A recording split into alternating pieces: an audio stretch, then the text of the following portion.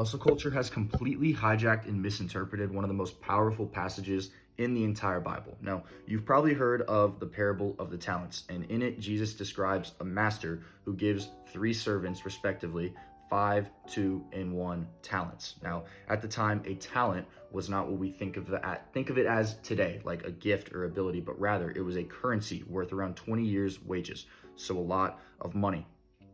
And as they go forward, the first two, given 5 and 2 talents, they double their money. And when they bring it back to the master, they are told, "Well done, good and faithful servant." But the same servant who was given 1, he goes and buries what he is given, does not double it, and brings it back to his master. And because of that, he is rebuked. Now, the common hustle culture misinterpretation usually goes, "Oh, well, I am multiplying my money, so therefore I am automatically doing God's will because of this parable," when that takes so much of Matthew out of context, and that is not what the deeper meaning of this parable is. And it's ironic that Jesus chose the currency talents for this parable when he could have used drachmas, he could have used shekels of silver, whatever. And that's because the talents truly represent the gifts and abilities we are given in our lives by God. And these gifts aren't just supposed to be used for money, for financial gain, but rather we know that if we read this in the context of Matthew, our ultimate purpose is to store up treasures in heaven, not to store them up on earth where moth and rust destroy. Now let's take Paul, for example. He is a prime example of someone who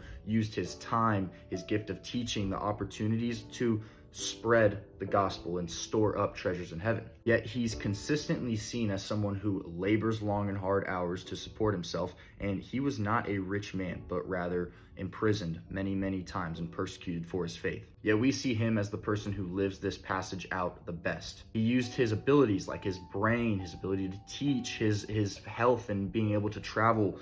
He used that for the kingdom and most certainly multiplied what he was given, because he's the reason we're probably reading the Bible right now in America or wherever you are around the world. Now, I want to be clear on something. This passage is not condemning wealth, but rather it is encouraging business and it is encouraging good stewardship of money. It does have that meaning. But when people use this passage to say, "Oh, I'm multiplying my money, therefore I am doing God's will," that is a major problem, and it takes so much of Matthew out of context. We are consistently warned that money can be a huge idol and can be a huge deterrent to serving God. So going forward, use this passage as an encouragement to use all the things you're given in your life to serve God, not yourself.